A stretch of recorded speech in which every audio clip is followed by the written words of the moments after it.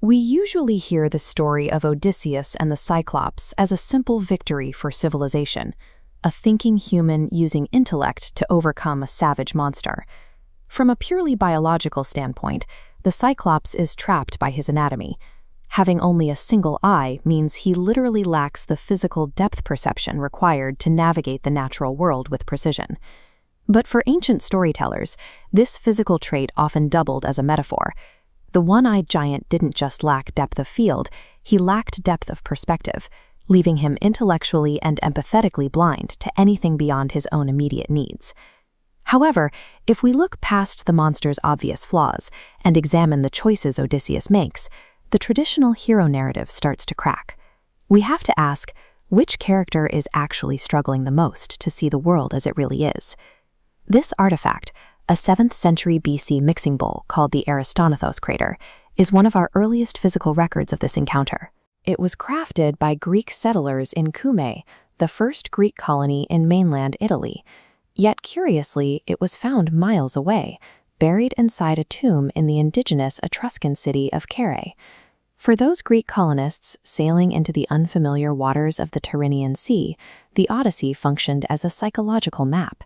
It gave them a way to frame the unknown people they encountered as monsters or savages.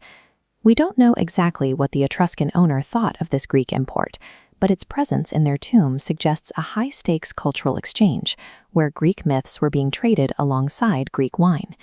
This vessel sitting in an Italian tomb indicates that the Odyssey was traveling alongside the people who told it. It shows how Greek myths provided a shared, if often violent, language for different civilizations to navigate their first collisions with one another. Inside the cave, Polyphemus is blinded by his own arrogance long before he loses his eye. He assumes these tiny humans are irrelevant, never bothering to check beneath the bellies of his own sheep as they exit the cave. Odysseus sets a trap using nothing but language. He offers the giant wine and claims his name is Nobody, or Autis in ancient Greek. This sophisticated wordplay is crucial. The Greek word for nobody, autis, sounds almost exactly like metis, the specific term for cleverness. By calling himself nobody, Odysseus literally uses his cleverness to erase his identity and become invisible. This scene on the crater captures the violent result of that trap. While the giant is passed out from the wine, Odysseus and his men drive a sharpened stake into his eye. It's a moment of total physical reversal. But as the giant loses his literal sight, his intellectual blindness finally begins to clear. Now in the dark, Polyphemus suddenly recalls an old prophecy that he would be blinded by a man named Odysseus. He finally recognizes the larger, fated pattern he's been part of all along. He attempts to move towards civilization, offering the hospitality he previously refused, and praying to his father, Poseidon, for their safe journey. But as the giant gains perspective, Odysseus loses his. He is suddenly consumed by the need for kleos, the immortal glory and public recognition that ancient heroes lived and died for. Safe on his ship, Odysseus makes a disastrous choice. He screams his real name, his father's name, and his home city. He throws away the clever anonymity that saved him, just to ensure the world knows he was the victor. In this chase for status, the cleverest man in Greece ignores the immediate danger he's creating.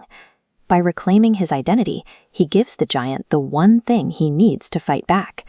By shouting his true identity, Odysseus hands Polyphemus the precise target coordinates for a curse. Now the giant has a name to give his father, the god of the sea. The giant hurls a massive piece of the mountain toward the sound of the voice, creating a displacement wave that nearly washes the ship back. Poseidon hears his son's prayer.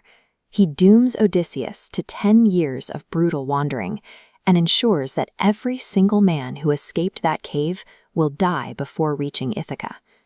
Modern scholars often look at this through a sociological lens, where Odysseus represents the state and the blinded Cyclops represents a punished transgressor. The myth suggests a warning. When a victor arrogantly rejects a defeated opponent's attempt at reconciliation, they often trigger a secondary, more devastating cycle of vengeance. The Aristonathos crater remains a physical record of this ancient friction. It preserves the Greek perspective on a fatal human flaw, that the most dangerous kind of blindness isn't the loss of an eye, but the failure to see the world from the perspective of the people standing on the opposite shore.